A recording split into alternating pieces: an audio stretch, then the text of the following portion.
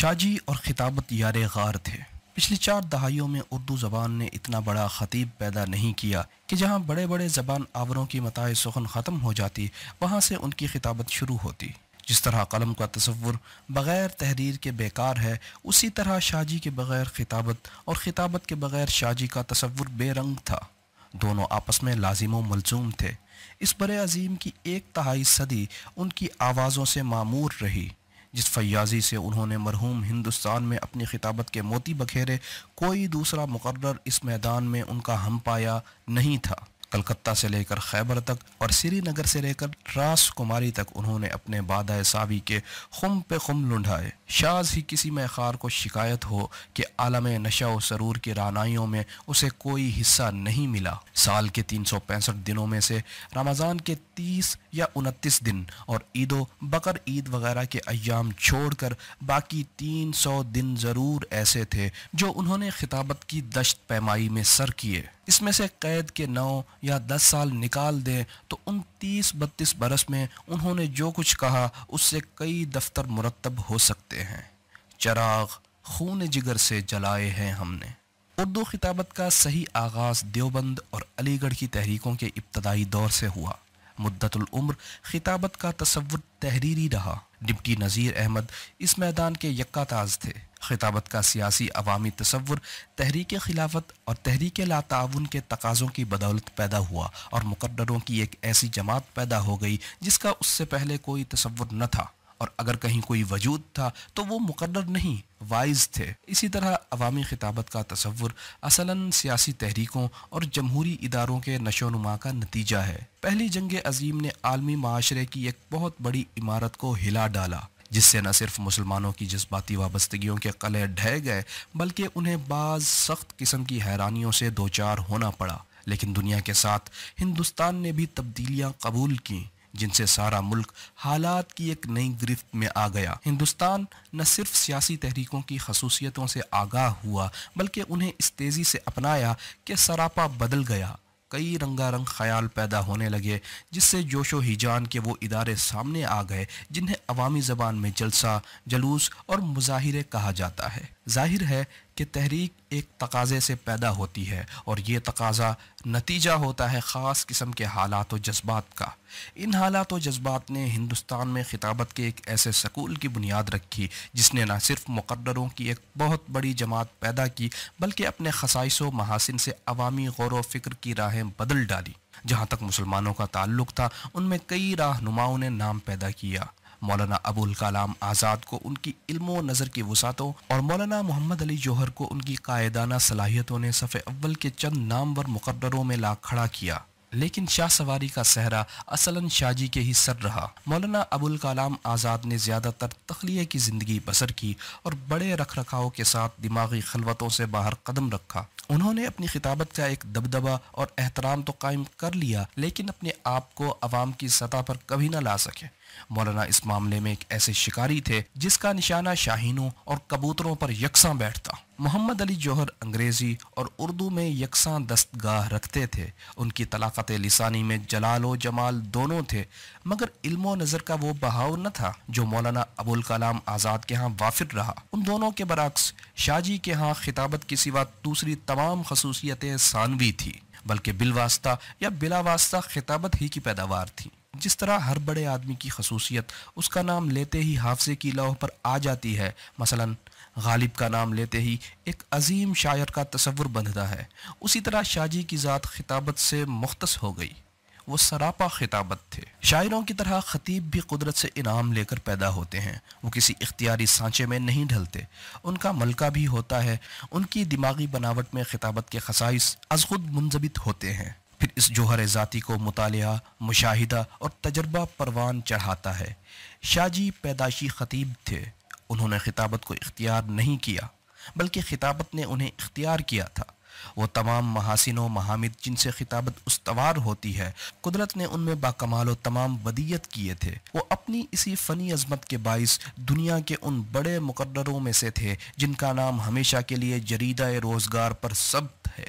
उन्होंने इस मैदान में हर जिहत से मुल्क व कौम की खिदमत की। अल्लामा इब्ने रुश्द के मुतालिक रिवायत है कि उनकी ज़िंदगी में सिर्फ 2 रातें ऐसी थी जो मुतालिया से खाली थी। پہلی شادی کی رات، دوسری جب ان کے والد کا انتقال ہوا۔ شاہ جی نے خطابتی زندگی کی 99% راتیں عوام سے مخاطبت میں بسر کی۔ انہوں نے مذہب، سیاست، زبان تینوں کی خدمت کی۔ اگر وہ روایتی تبلیغی زندگی بسر کرتے تو سارا ہندوستان ان کے قدموں پر ہوتا، خود مسلمان قوم ان کی مورتی تراش لیتی، لیکن انہوں نے سالہ سال مذہب کے نام پر تراشے گئے بت توڑے۔ اس مہم میں انہیں ایسی ایسی جگہ جانا پڑا جہاں مسلمان کہلانے والے تو موجود تھے لیکن ان کے نام تک مسلمان نہ تھے۔ اسی پنجاب میں بے شمار آبادیاں ایسی تھیں جہاں مسلمانوں کو کلمہ شہادت ایک طرف رہا، السلام علیکم کہنا نہ آتا تھا۔ ان میں ہندو مت کے زمانہ زوال کی رسمیں عقیدہ کے طور پر مروج تھیں۔ لوگوں میں مذہب ایک آبائی ورثہ رہ گیا تھا۔ کئی علاقوں میں صورتحال کا نقشہ یہ تھا کہ غیر اللہ کی پرستش ہی کو اصل اسلام سمجھا جاتا۔ شاہ جی نے ان دور افتادہ علاقوں کا قصد کیا تو ان کی راہ میں 20 سفری موانعات تھے۔ ایک حصہ ریل میں طے کیا، دوسرا لاری میں، تیسرا گھوڑے کی پیٹھ پر، چوتھا پیدل، پھر کئی سفر میلوں پیدل ہی چلتے گئے۔ جس علاقے میں جاتے وہاں عام لوگ ان کی زبان نہ سمجھتے، کچھ دن وہاں رہ کر مقامی لفظوں کا ایک ذخیرہ فراہم کرتے، تب ایک دلچسپ خطابتی تگ و دو کے بعد ان کے دل و دماغ کو راضی کرتے۔ غرض اس باب میں ان کے کارنامے بڑے ہی قابل قدر ہے۔ مثلاً انہوں نے پنجابی مسلمانوں کے بعض علاقوں کی خطرناک مذہبی بد اعتقادیوں کا ڈٹ کر مقابلہ کیا، جس سے بے شمار مسلمانوں کو فائدہ پہنچا۔ نمبر 2، جن علاقوں میں فرضی پیروں اور مصنوعی گدیوں کے خرابات تعمیر تھے، مثلاً ملتان، ڈیرہ غازی خان، مظفر گڑھ وغیرہ، وہاں علی التواتر نعرہ جہاد بلند کیا۔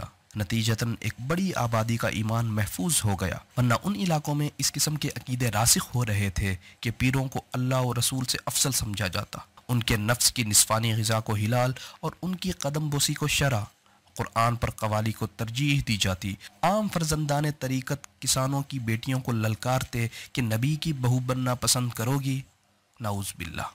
نمبر 3، قرآن کے بجائے دیہات میں یوسف، زلیخا، ہیر رانجھا، سونی مہیوال اور مرزا صاحبہ کے عشقیہ قصے عقیدتاً حفظ کیے جاتے۔ اس بدمذاقی کا طلسم توڑا اور اس کی جگہ قرآن حکیم کی تلاوت کو عام کیا۔ نمبر 4، غربا میں بامقابلہ امراء احساس کمتری چھوت چھات سے بھی کم درجے تک موجود تھا۔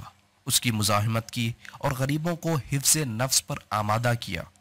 نمبر 5، جن علاقوں میں مسلمان تجارت کو چھوتے نہیں تھے وہاں لگاتار کوششوں سے تجارت کا ذوق پیدا کیا اور بے شمار بستیوں میں مسلمانوں کی دکانیں کھلوائیں۔ نمبر 6، پنجاب کے عام مسلمان معاشی اعتبار سے اس قدر پسماندہ تھے کہ مظفر گڑھ اور میاں والی کے بعض مسلمان مزارعین نے ہندو ساہوکاروں کے پاس اپنی بیٹیاں گروی رکھ کر مالیہ ادا کیا تھا۔ ان بچیوں نے مہاجروں کے گھروں میں بچے جنے تھے۔ شاہ جی نے ان خوفناک سانحات کا مقابلہ کیا اور مسلمانوں میں مجلسی یا معاشی فروتری کا جو احساس جڑ پکڑ چکا تھا اس کی بنیادیں اکھاڑ دی۔ نمبر 7، عام مسلمانوں کو قرآن اور اسلاماً سمجھایا کہ انسانی فضیلت کی بنیادیں خاندانی تفاخر پر قائم نہیں ہوتی بلکہ ہر انسان اپنے علم و دیانت اور زہد و تقوی کے باعث قابل تکریم ہے۔ نمبر 8، انگریزوں نے ملا کو تلقین جہاد کی پاداش میں ذلیل کر دیا تھا۔ خوانین علاقہ انہیں کمین سمجھتے تھے۔ شاہ جی علماء کی اس اہانت کے خلاف نہ صرف سینہ سپر ہوئے بلکہ ان کی بحالی عزت کو اپنے اوپر فرض کر لیا۔ نمبر 9، تمام صوبوں میں بے شمار دینی مدرسے کھلوائے اور انہیں خود مکتفی بنانے کے لیے عامت المسلمین سے زر اعانت فراہم کیا۔ نمبر 10، قرآن مجید کی بعض آیات کے ان غلط ترجموں کو فاش کیا جن میں انگریزوں کی مصلحتوں کو مقدم رکھا گیا تھا۔ نمبر 11، کلام اللہ کی ان آیات کو تقریروں میں بیان کرنا شروع کیا جنہیں ایک مدت سے زخم رسیدہ علماء نے انگریزی دبدبے کے خوف سے تاکہ نسیاں پر رکھ چھوڑا تھا۔ نمبر 12، انگریزوں کے غدر میں فتوحات کے بعد عیسائی مشنریوں کے حوصلے بہت بڑھ گئے تھے۔ انہوں نے حضرت سرور کائنات صلی اللہ علیہ وسلم کی ذات اقدس کو اپنی بدگوئی کا مرکز بنا رکھا تھا، جس سے حفوات کا ایک لا یعنی دفتر تیار ہو گیا۔ اس فتنے کے بانی یو پی کے لیفٹیننٹ گورنر سر ولیم مور تھے۔ ان کی دیکھا دیکھی ہندوؤں بالخصوص آریہ سماجوں نے بھی منہ کھولا، جس سے بالآخر شدھی کی تحریک پیدا ہوئی۔ اس تحریک نے لیکھ رام اور راجپال پیدا کیے۔ शाह जी ने नामूस पैगंबर की हिफाजत का एक ऐसा जहन तैयार किया कि राजपाल की दरीदा दहनी पर जस्टिस दलीप सिंह का फैसला ताज़ीरात हिंद में न सिर्फ 192 अलिफ के ईजाद का मूजिब बना, बल्कि मुसलमानों ने इस फ़र्ज़ को अपने हाथों पूरा करके उन बदसगालों का रास्ता बंद कर दिया जिनकी बेकाबू ज़बानें रसूलुल्लाह सल्लल्लाहु अलैहि वसल्लम के ख़िलाफ़ कैंची की तरह चलती थी। नंबर 13, मुबल्लिगीन की एक ऐसी जमात तैयार की जिसने न सिर्फ बिदात के ख़िलाफ़ जिहाद किया बल्कि मुनकिरात की राह रोक ली। इससे बुनियादी इज्तमाई फ़ायदा ये पहुँचा कि मुसलमानों में इस्लामियात से दिमागी शगफ़ का रिश्ता मुकाबलतन मजबूत हो गया। वक्त के नामवर उलमा को शाह जी की इन दीनी खिदमात का हमेशा एतराफ़ रहा। मौलाना अशरफ अली थानवी रहमतुल्लाह अलैह ने फरमाया, शाह जी की बातें अताए लिल्लाही होती हैं। मौलाना शबीर अहमद उस्मानी का इरशाद था, शाह जी आप तो इस्लाम की मशीन हो। मौलाना आज़ाद ने कहा, यह पूरा दौर उनका शुक्रगुजार है। मुफ्ती किफ़ायतुल्लाह फरमाते थे, अताउल्लाह शाह उलमा की आबरू हैं। अल्लामा अनवर शाह ने तो आपके हाथ पर बैत की थी। मुसलमानों में खसूसियत से एंटी ब्रिटिश जहन की आबियारी की, जिससे एक बड़े गिरोह में खिलाफ इस्तेमार जज्बा उस्तवार हो गया। पंजाब बिलखसूस देहात में अंग्रेज़ी हुकूमत के कारिंदों का जो रोब था, उसे ज़्यादा से ज़्यादा खाक बसर किया और जागीरदारों की बहीमियत का हिसार तोड़ा। जमात अहरार को एक ऐसी तहरीक बनाया जिसे उर्फ़ आम में इस्लामी बुनियादों पर तबक़ाती शऊर की तहरीक कहा जा सकता है। पंजाब अंग्रेज़ों के इस्तेमारी मकासद की छावनी था। इस छावनी के अस्करी जहन में दरार पैदा की। शहरी ज़िंदगी के अंग्रेज़ दोस्त अनासिर पर लगातार ताबड़तोड़ हमले किए, जिससे न सिर्फ उन वफादार ख़ानदानों की गिरफ्त ढीली पड़ गई बल्कि आमतुन्नास में वो एक सियासी गाली हो गए। वो मखसूस ख़ानदान जो मुसलमानों की हयात मिल्ली पर छाए हुए थे, उन्हें इस इल्तिज़ाम से लताड़ना शुरू किया कि कौम के एक हिस्से का अंदाज़े फ़िक्र उन ख़ानदानों के हिस्से मकासद से बाहर आ गया। मुसलमानों की कौमी ज़िंदगी में इज्तमाई निज़ाम की राह पैदा की और उन्हें एहसास दिलाया कि इनके बहुत से ऐसे बुनियादी हकूक़ भी हैं जिन्हें अंग्रेज़ों ने गस्ब किया है और जो उन्हीं से वापस तलब किए जा सकते हैं। गरज सियासियात में खिताबती एतबार से उनका वही रोल रहा जो अदबियात में जोश मलीह आबादी का था। गांधी जी फरमाते थे, शाह जी आप तो लोगों पर जादू करते हैं। मौलाना अबुल कलाम आज़ाद का इरशाद था, मेरे भाई अल्लाह के यहाँ आपका बड़ा अजर है। मौलाना मोहम्मद अली की ज़ेर सदारत 1926 में एक जलसा आम दहली दरवाज़ा लाहौर के बाग में मुनक्किद हुआ। इस जलसे के तासुरात कलम बंद करते हुए मौलाना ने हमदर्द में लिखा, कामयाबी का सहरा उस बेमिसाल मुक़र्रर के सर रहा जिनका नाम सैयद अताउल्लाह शाह बुखारी है। उनकी कुरान ख़्वानी, उनकी उर्दू, उनकी पंजाबी, उनकी मतानत, उनकी ज़राफ़त, गरज हर चीज़ ने सामीन को मशहूर किए रखा। लोगों का तकाजा था कि शाह साहब तकरीर जारी रखें। शाह साहब भी तैयार थे, मगर मेरे कहने से इनकार कर दिया। जलसा गालिबन 2 बजे ख़त्म हुआ, वरना वहीं सुबह हो जाती। ज़मींदार में भी मौलाना के इन तासुरात का खुलासा छपा था। मौलाना मोहम्मद अली ने फरमाया, शाह जी तुमने लोगों पर जादू कर दिया था। वो तुम्हारी तकरीर से इतने बेखुद थे कि तुम उनसे कोई गलत काम करवाना चाहते तो वो फ़ौरन कर बैठते। जो कुदरत तुम्हें अपनी ज़बान पर है वो खुदा दाद है, बल्कि खुदा की एक बड़ी नेमत है, लेकिन ये नेमत ख़तरनाक भी हो सकती है। आवाम के सामने हर मसले के दोनों रुख पेश कर दिया करो ताकि उनके क़ुव्वत फ़ैसला में तरक्की हो, वरना तुम पर एक ऐसी मसूलियत आयद होती है जिसका नतीजा खूबी के साथ ख़राबी भी हो सकता है। शाह जी का बयान था कि उनसे मौलाना ने कहा था, भाई अगर तुम लोगों के लिए मुरक्कन ग़िज़ाओं का ये दस्तरखान बिछाते रहे तो हमारे साग सत्तू को कौन पूछेगा।